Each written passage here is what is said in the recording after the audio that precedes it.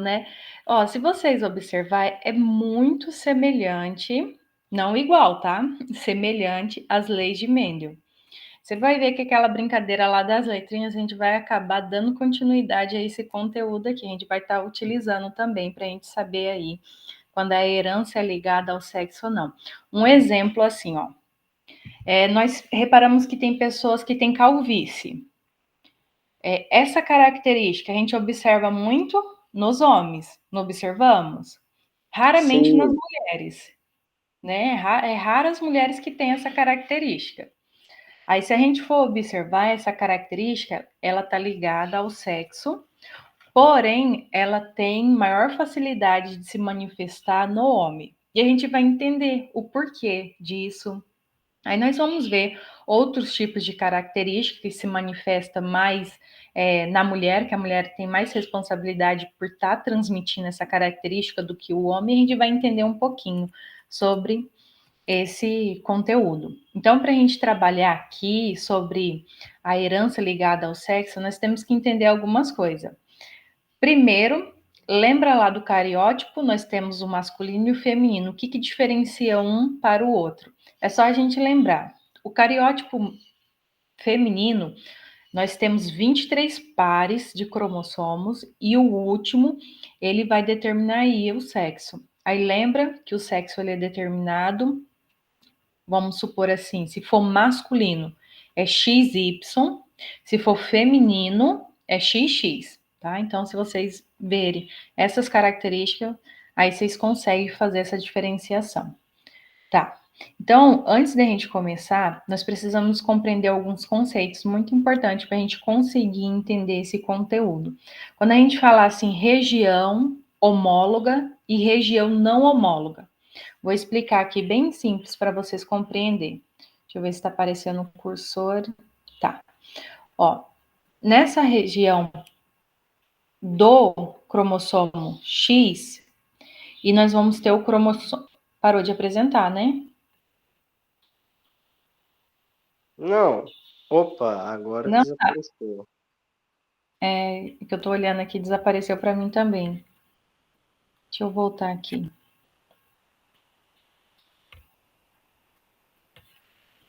Compartilhar novamente.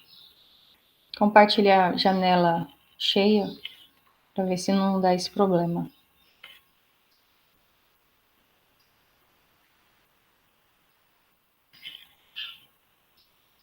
Beleza, agora apareceu. Voltou, voltou, né? Tá, voltando aqui então. Quando a gente fala do cromossomo homólogo, a gente tem que observar assim, que o cromossomo X e Y, ele tem característica diferente. O X, ele tem a característica que ele tem mais genes e ele é maior. O Y não. Ele é menor e tem menos genes, tá? Então a gente tem essas principais características que os diferenciam. Aí quando nós falamos região não homóloga, o que nós estamos observando? Lembra quando nós trabalhamos com as leis de Mendel, que a gente fez o estudo dos cromossomos e que a gente observou que para uma característica ela ser expressada fenotipicamente, ela tinha que parecer um gene em um cromossomo e no outro. Aí a união desses genes, a gente conseguiria ver essa característica fenotípica sendo expressada. Aqui, quando a gente fala que a característica ela é ligada ao sexo, é nisso daqui que nós temos que se atentar. Muitas vezes, por que a gente fala que a responsabilidade é da mulher por passar essa característica? Porque o gene ele vai estar presente na porção superior do cromossomo X e ele não vai parear com o cromossomo Y, tá? Então, o que acontece? Quando a gente fala região homóloga, ocorre o pareamento. Significa que o gene que está presente aqui nessa porção, no locus do cromossomo, também está presente lá do outro lado, do outro cromossomo. Então, tem o pareamento. Quando não tem esse pareamento, nós falamos que a região ela não é homóloga. Significa que vai ter só um gene só de um lado de um cromossomo, do outro não vai ter. Então, a porção superior aqui, ó, deixa eu vir esse daqui, que esse está mais colorido e fica mais destacado. Ó, quando a gente tem essa porção aqui do cromossomo X e do Y, essa porção de cima tanto do cromossomo X e do Y, não tem esse pareamento. Então, significa que o gene ou vai estar presente no X ou vai estar no Y. Aí, por isso que a gente caracteriza muitas vezes. Se tiver presente no X, então significa que essa característica ela pode ser levada tanto para o homem quanto para a mulher. Então, os dois podem fazer essa transferência dessa característica. Porém, se estiver presente só no Y, então somente o homem vai estar tendo essa responsabilidade por transmitir essa característica.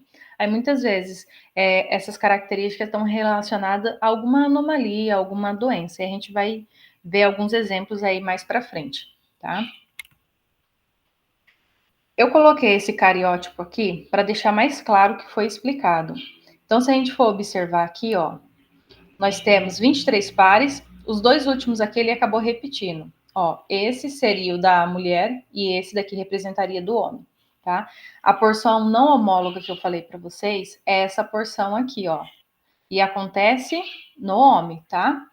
Então, o que acontece? Por eles serem diferentes, os seus tamanhos, a questão também da quantidade de genes, acaba ocorrendo essa característica que a gente está trabalhando aqui, que é a porção não homóloga, que não é o pareamento, tá? Significa que o gene que vai ter aqui em cima não vai ter aqui na parte superior desse cromossomo. Aqui embaixo vai ocorrer esse pareamento. Então, se tiver um gene aqui com uma determinada característica, o outro vai estar aqui do lado.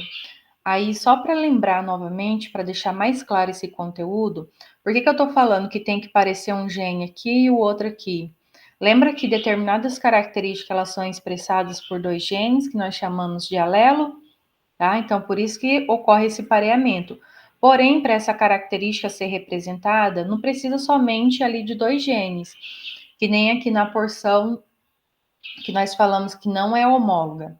Se aparecer um gene que ele é dominante para essa característica, sim, então vai ocorrer a expressão fenotipicamente dessa característica, tá? Se desaparecer a imagem, vocês me falam, tá, pessoal? Eu estou olhando aqui para ver se está desaparecendo ou não.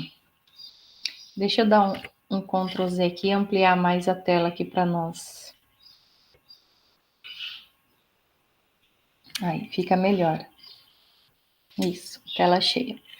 Então, dando continuidade aqui, ó, a apresentação já foi para o final, não é para fazer isso não. Tá, voltando aqui, ficou clara essa parte? Posso prosseguir? Beleza. Tá aparecendo para vocês? E para mim não tá. Para mim também não tá não, tá aparecendo a foto da senhora aqui. Não. Talvez deve ser a internet, que não está ajudando. A minha tá aparecendo na página 4. Página 4?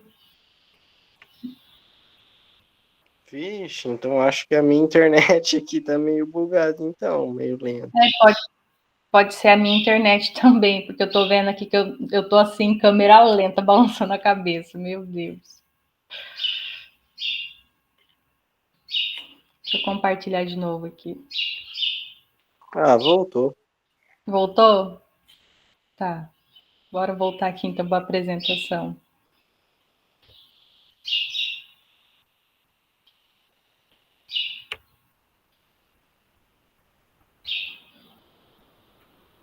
Vou parar e vou compartilhar novamente, que para mim não está aparecendo.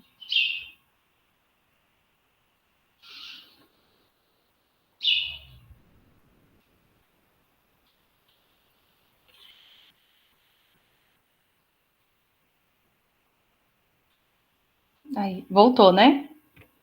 Tá. Sim. Essa parte ficou tranquilo, né? Beleza, sim. Tá. Então, vamos continuar aqui. Aí, nós temos alguns conceitos diferentes quando a gente fala ali da herança relacionada com a ligação ao sexo. Então, muitas vezes vai ter herança que é ligada ao cromossomo X, tá? Então, o que a gente vai observar? Que esse cromossomo, lembra que ele está presente tanto no homem como na mulher, tá? Então, vamos supor, uma determinada característica, ela pode estar sendo expressada fenotipicamente, tanto na mulher como no homem. Então, se a gente for observar aqui, quando ocorre essa presença desse gene nos cromossomos feminino e masculino, a gente tem uma denominação. Então, se aparecer homozigoto, significa que homos são iguais. Lembra lá, as letrinhas são iguais. Se aparecer heterozigoto, significa que as letrinhas são diferentes. Um exemplo, aqui na porção de cima, nós temos cromossomo XX, então nós estamos trabalhando com o indivíduo feminino, e se apresentar uma característica em um cromossomo, vamos supor que teria o azão aqui, e do outro lado teria o azinho. Então, eu iria caracterizar essa composição genotípica como um heterozigoto, tá?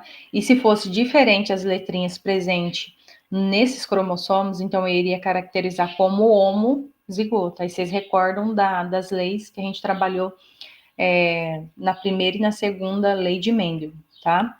E no homem, vamos supor, se aparecer essa característica no cromossomo X, a gente não caracteriza nem como homo, nem como heterozigoto. A gente vai chamar de hemizigoto, porque só aparece na porção do cromossomo X que não pareia com o cromossomo Y, tá?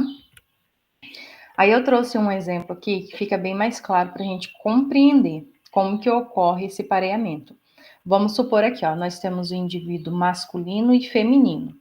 Tá, se a gente for observar a sua composição genotípica, aqui não está especificado qual doença nós estamos trabalhando, mas vamos compreender como ocorre aí esse processo, que é a passagem dessa característica para os seus descendentes. Então, nós observamos aqui que o homem é o portador. E dá uma olhada aqui, ó. Quem é responsável por portar esse gene responsável por essa característica seria o cromossomo X. A mulher, ela não é portadora, então ela não traz esse gene responsável por essa alteração. Então, quando ocorre a formação dos gametas que vão dar origem a esses novos indivíduos, então o que nós vamos observar? Que o homem, ele pode doar o X ou a mulher, né? Lembrando? Aí o que a gente observa aqui, ó? Eles têm 4 filhos, sendo 2 meninos e 2 meninas. Então, o que a gente entende? Que a mulher, ela doou o cromossomo X e o homem doou o cromossomo Y. Então, os meninos aqui, eles não estão afetados por essa anomalia. Porém, se a gente for observar que as meninas, quem que doou o cromossomo X para elas, que é afetado? Foi o pai. É a única coisa que ele pode doar, né? Ali para tá dando origem a meninas. E a mulher, ela doou o cromossomo X dela, porém, se a gente for observar, nesse cromossomo não tem esse gene responsável por essa alteração. Porém, o pai tinha. Então, acabou passando essa característica para suas filhas. E a gente observa aqui que essa característica, provavelmente, ela é caracterizada como dominante, porque apenas um gene no cromossomo X, a gente observa que ambas as meninas apresentam essa alteração, tá? Aí, se a gente fosse trocar, agora vamos colocar que em vez do homem ser portador dessa característica, agora é a mulher. Então, o que a gente vai observar aqui? Que um menino, ele tem essa característica, essa alteração, que a gente poderia falar que ele está afetado, e a menina também. Então, um dos meninos e uma das meninas apresenta essa característica. Vamos entender um pouquinho por quê. Lembra lá, no processo da formação do gameto, que vai dar origem a esses novos indivíduos, se a gente olhar a composição genotípica do pai, ele não tem esse gene responsável por conta dessa alteração. Porém, a sua esposa tem. Então, um dos cromossomos X dela traz essa característica e ela acaba doando esse cromossomo X com esse gene para os seus filhos. Então, se a gente observa que o primeiro filho, quem que doou o cromossomo com alteração foi a mãe, e o pai doou o cromossomo Y sem alteração. Porém, a gente observa que essa característica ela é dominante, porque é a criança que o menino, ele apresenta essa anomalia. O segundo filho do casal, quem doou o cromossomo pode ter sido a mãe, pode não, gente, desculpa, é a mãe que doou. Então, ela doou o cromossomo X, porém, ela doou aquele cromossomo X que não apresentava aquele gene responsável por aquela alteração. Então, doou aqui e o pai doou o Y. Então, esse menino, ele não apresenta essa característica. Deixa eu permitir. Já a menina aqui, ela apresenta essa característica, essa alteração fenotípica e genotípica, que a gente pode observar. Quem que doou o cromossomo com a alteração? Foi a mãe. E quem doou o cromossomo sem alteração, com aquele gene responsável por essa anomalia, foi o pai. Porém, novamente, a gente observa, tanto fenotipicamente como genotipicamente, que essa criança apresenta essa alteração. Porém, o que a gente poderia inferir aqui? Que essa característica ela é provavelmente dominante. E a última menina não apresenta essas características, porque o pai doou o cromossomo X sem a alteração e a mãe também da mesma forma. Tá? Então, o que eu estou apresentando aqui para vocês?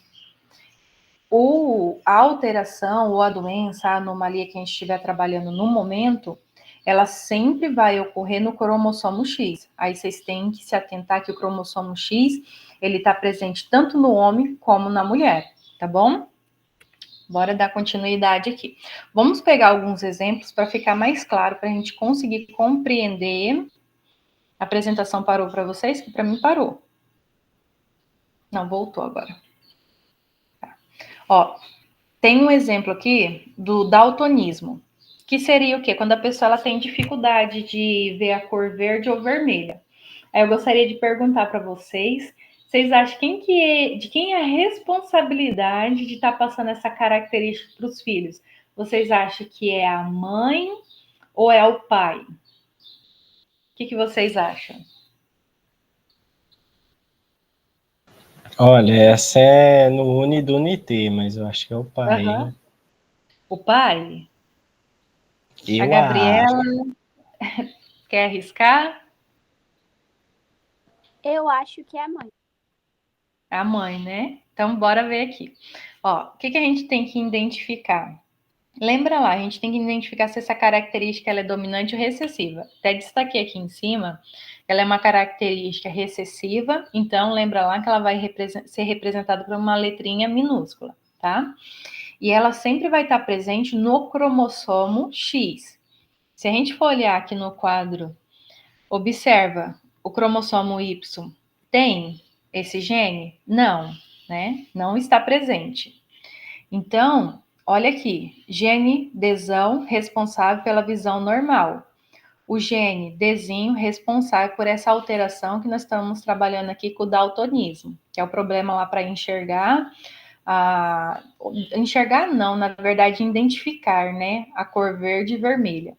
Então, se nós ver aqui o sexo masculino e feminino, no feminino nós observamos para essa cor essa anomalia, ela ser expressada fenotipicamente, o que tem que acontecer?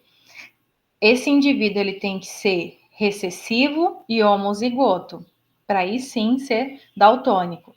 Então, se a gente for ver aqui, ó, a mulher, se ela apresentar desão, então significa que ela é normal. Se ela trazer na sua composição genotípico o Dzinho, que é responsável pelo daltonismo, ela continua ainda sendo normal, não vai apresentar essa característica. Porém, se a tua composição genotípica apresentar o Dzinho, então significa que sim, ela vai apresentar essa anomalia. Já o homem, o que a gente vai observar? Ele só tem o cromossomo X, apenas um. Então, para ele apresentar essa anomalia, basta somente um gene Dzinho no X, no cromossomo X dele, pronto, ele já apresenta essa característica. Aí a pergunta que eu fiz para vocês é quem tem a maior responsabilidade de passar essa característica? Geralmente é a mulher, a responsabilidade é dela. Aí vocês vão perguntar por quê, professora? Aí vocês imaginem assim, ó. Vamos supor, a gente tem um casal, o homem, ele é normal, né, ó, não tem o gene para essa característica, porém ele vai e casa com uma mulher que ela é normal, fenotipicamente. porém, na sua composição genotípica, ela traz esse gene. Aí, lá naquele processo da união e formação dos gametas, essa mulher doa esse gene Dzinho para a formação do gameta e desenvolvimento desse novo indivíduo. E se ele for um menino, o que vai acontecer? Essa criança vai apresentar daltonismo, vai apresentar essa característica. Aí vocês vão perguntar, professor, por que o homem ele não tem essa responsabilidade tão grande de passar esse gene responsável pelo daltonismo?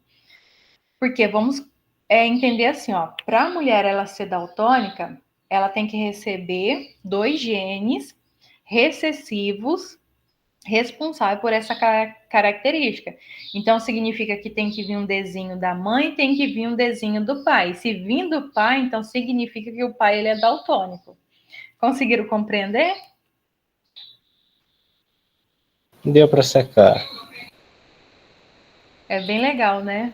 Coitada da mulher, a mulher é responsável por essa característica.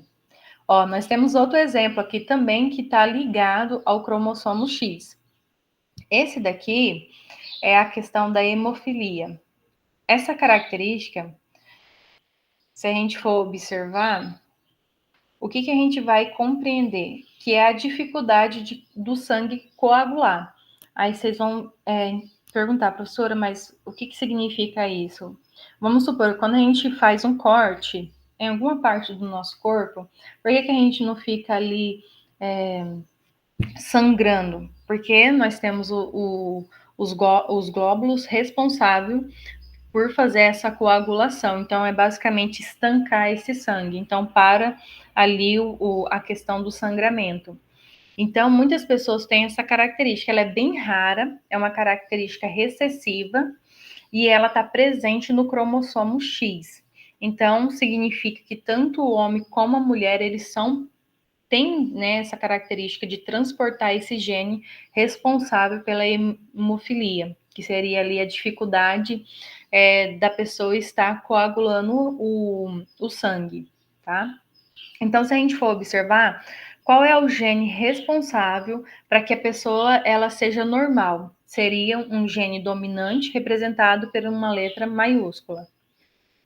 E para apresentar essa característica recessiva, que seria a questão da hemofilia, então seria representado por uma letra minúscula. E para ela ser expressada na mulher, a mesma coisa que o daltonismo que nós observamos. Teria que ser ali um homozigoto, que deveria apresentar os 2 genes juntamente, para aí sim essa criança apresentar essa característica. E novamente eu trouxe um esqueminha aqui para ficar mais claro como que ocorre. Então vamos supor aqui, ó, esse casal, fenotipicamente, eles não apresentam essa característica. Vamos supor, se essa mulher ela fazer um corte na sua mão, no seu braço, sem querer, vai ocorrer a coagulação, então, tranquilo. Mas, se a gente for observar na composição genotípica, ela traz esse gene, ela traz essa característica na sua composição genotípica. Porém, o seu esposo não traz essa composição nos seus genes, não traz essa característica. Porém, ali, quando eles tiverem os filhos dele, o que nós vamos observar? Que um dos filhos, ele vai apresentar essa característica, né, que seria o menino aqui, com esse problema de coagular o sangue. E uma das meninas vai ser portadora, porém, ela não vai apresentar fenotipicamente essa característica, tá? Que seria aqui, ó. Então, essa menina, na composição genotípica, ela traz o gene responsável pela hemofilia. O segundo menino aqui seria o portador da doença, então ele fenotipicamente apresenta essa característica e os 2 outros filhos também não apresentam. Aí, como que vai acontecer? Lembra que essa característica está ligada ao cromossomo X? Então, provavelmente, essa menina aqui, ela pode ter recebido o cromossomo X com um gene é responsável por essa anomalia da sua mãe e o outro cromossomo X do seu pai. Então, na composição genotípica, ela se encarrega essa característica, mas não é expressada fenotipicamente. Já o menino, o que aconteceu? Ele recebeu o cromossomo X da sua mãe com um gene e ele recebeu o cromossomo Y do seu pai, que não tem esse gene. Então, automaticamente, essa criança, esse menino, fenotipicamente, ele vai ter essa anomalia que é a hemofilia, tá? E se a gente pega e troca, vamos supor assim, o segundo casal, a mulher, ela não é portadora, então ela não traz na sua composição genotípica e nem na sua composição fenotípica. Então, ela não tem essa doença. Porém, ela casa com um homem que tem essa característica, tanto genotipicamente como fenotipicamente. E se a gente for observar, me fala aí, quem que apresenta a característica de hemofilia? Seria o menino ou a menina? Seriam os filhos desse casal? Olhando aqui a figura. O que vocês acham?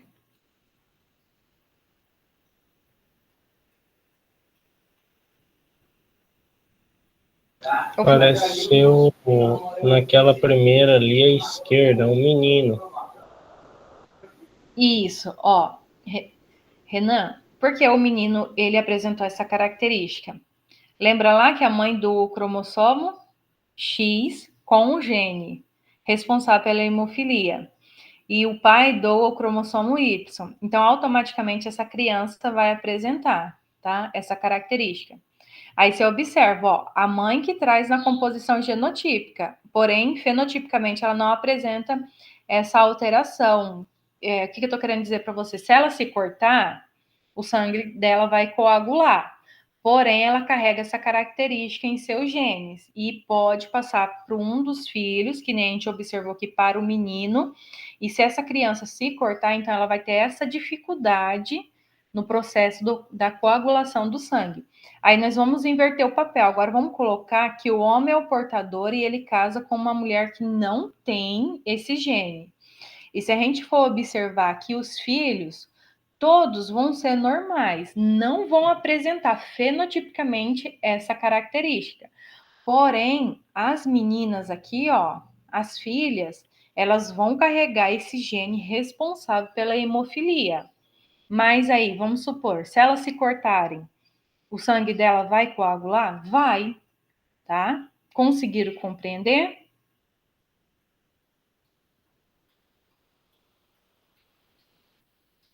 Passar aqui para o próximo slide. Ó, aqui a herança ela está ligada ao cromossomo Y, que seria no cromossomo masculino. A mulher, lembra lá, não tem esse cromossomo, né? Então, geralmente, se o pai apresentar alguma característica, alguma anomalia que é ligada com esse cromossomo, vocês podem ter certeza que o filho vai apresentar essa característica, tá?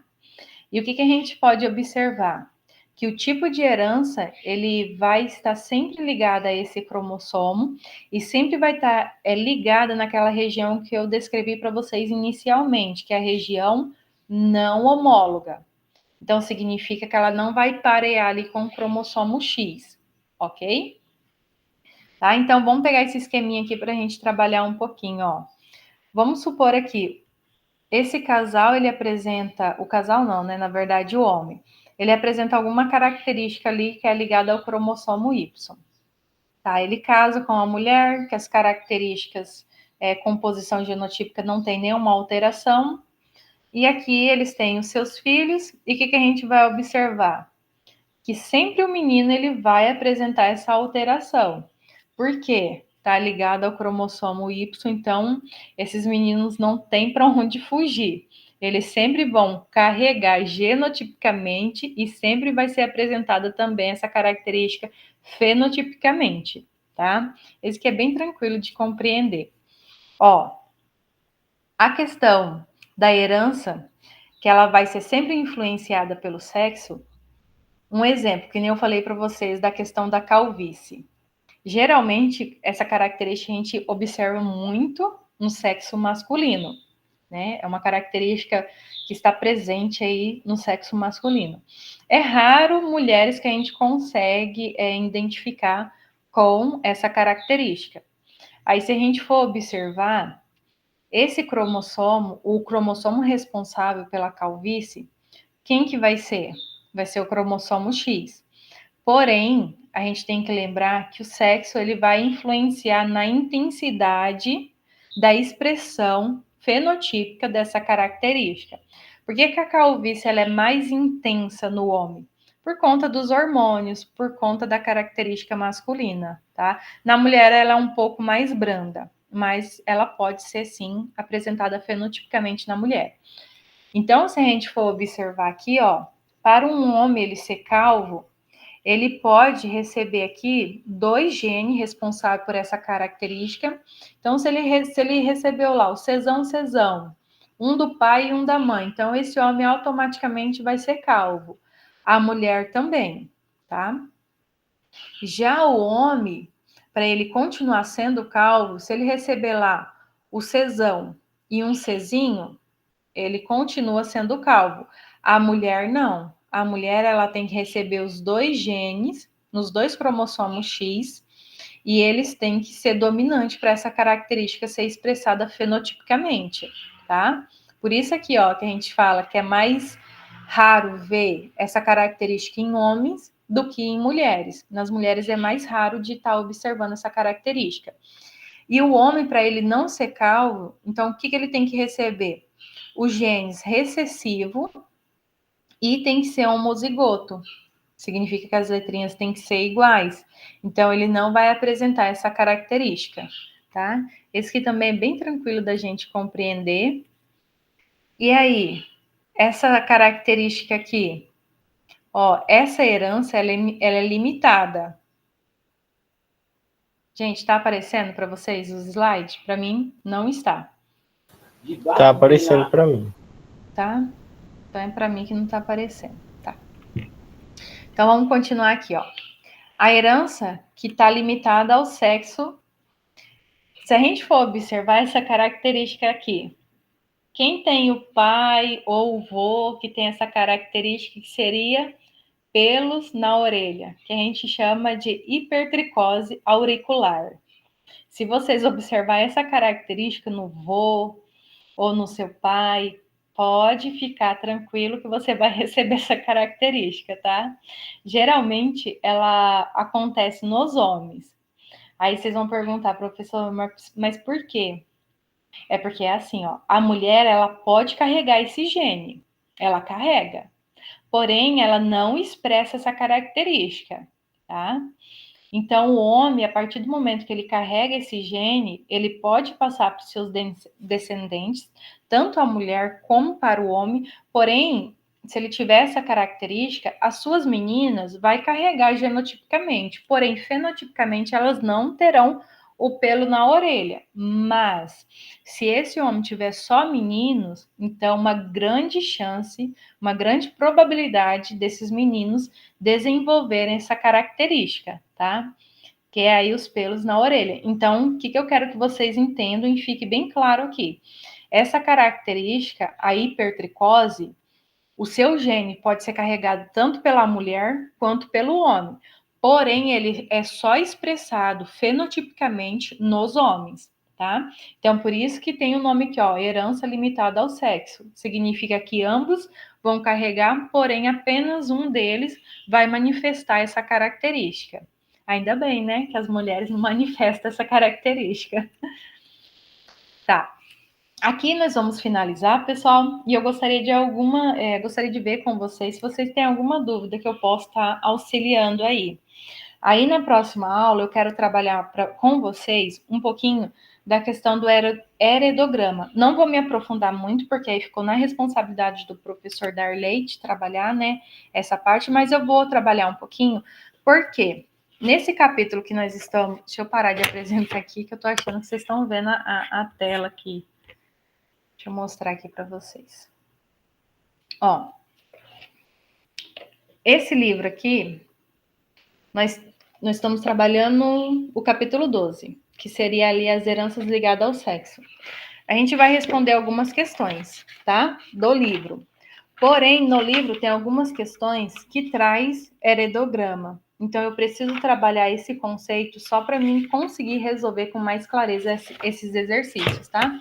Aí, na próxima aula, a gente vai fazer a identificação, que seria ali, o heredograma, ele é representado por símbolos. O quadradinho representa o sexo masculino.